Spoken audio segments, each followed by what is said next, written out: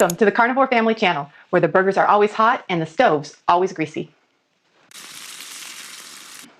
Today, I have some very special guests with me.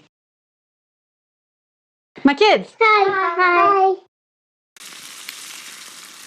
By popular request, we are going to change it up a bit today and let you hear from my carnivore kids.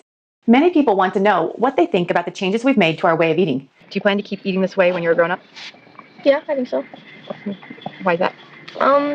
Because I want to have, I want to have a healthy life, and I want to be able to, I want to live as long as I can, I guess. Do you plan to keep eating this way when you're an adult? Yes, I do plan to keep eating this way. Why is that? Because once I'm being raised this way, that's the correct healthy way to eat, and I want to stay healthy all the way through my life.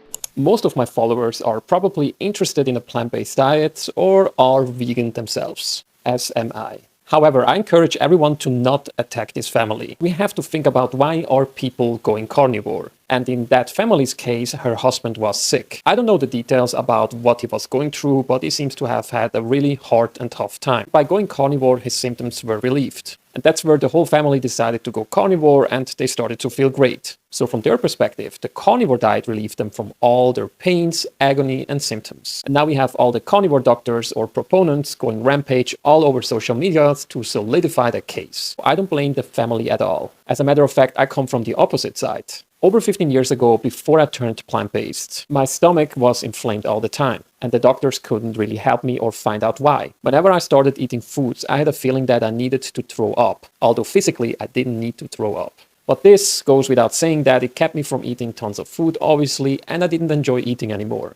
My mother thankfully came in touch with another person that suggested to us to go plant-based. Ever since I had my first 100% plant-based meal, I got immediately better. Combine that with the fact with all the great vegan doctors that we have today promoting this diet, I felt that a vegan diet is the best diet out there. When I started learning more about science, I knew that a whole plant-based food diet is indeed the way to go. However, health-wise, a whole plant-based food diet did just as well as the Mediterranean diet or the pescatarian diet. So I get it where these people are coming from. If you're watching this and you're carnivore, I hope that you have an open mind, because this is not about my health, but about your health. I'm just giving you the scientific information, and whatever you're going to do about this is totally up to you. Enough chit-chat, let's get into the science. People from the carnivore diet seem to have a problem with science, because most of the carnivore people will just tell you that all we do have is observational data. And it's very hard to extrapolate causality from observational data, which can or cannot be true in some cases, i.e. smoking. But let's just go with that argument. Do we have any clinical trials suggesting that a carnivore diet might not be a good idea? If you're eating a carnivore diet, you are going to eat a diet high in saturated fats. Saturated fats will most likely increase your LDL cholesterol and thus increase your chances of experiencing a cardiovascular event.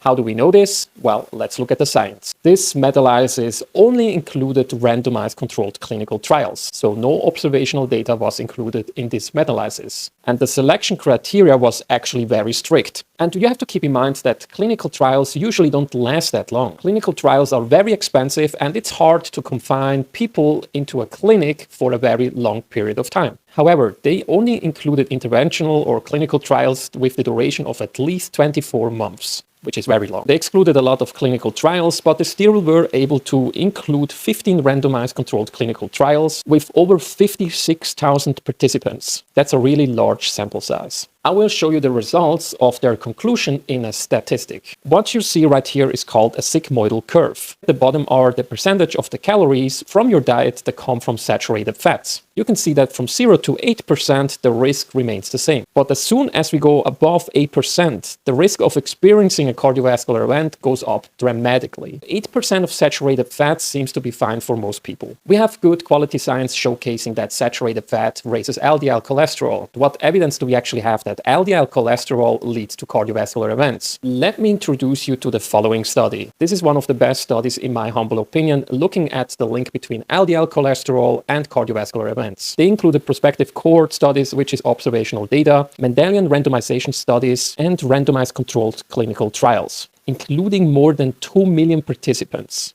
By the way, for those that never heard about Mendelian randomization, let me explain it to you in a very simple and understandable way. We all have different genetics, and genetics can increase or decrease the risk of us experiencing certain diseases. For example, there are certain genetics that keep your LDL cholesterol really, really high. Doesn't matter if you eat a healthy diet, you do a lot of exercising, or you're smoking, drinking, whatever, the LDL stays high within those people. While we have those types of unlucky people, we also have lucky people walking around on this planet with the opposite genetics, meaning their LDL is low all the time. Whatever they are eating, drinking, smoking, or so, the LDL will stay constantly at a low level. With Mendelian randomization studies, we can actually observe those people and see what happens and how many cardiovascular events do they experience. So it's basically both an observational study and a clinical trial packed together. This study combined literally everything when it comes down to scientific evidence, and they created a great graph for us. In red, you can see the randomized controlled clinical trials. The gray line is the prospective cohort studies, and the blue line is the Mendelian randomization studies. And you can see that the lower the LDL gets, the lower your risk of experiencing a cardiovascular event also gets as well. If you are a proponent of a carnivore diet, you can clearly see that all the scientific literature points in one direction, which is clearly not in favor of a carnivore diet. With all the information I just gave you, I just hope that you stay open-minded.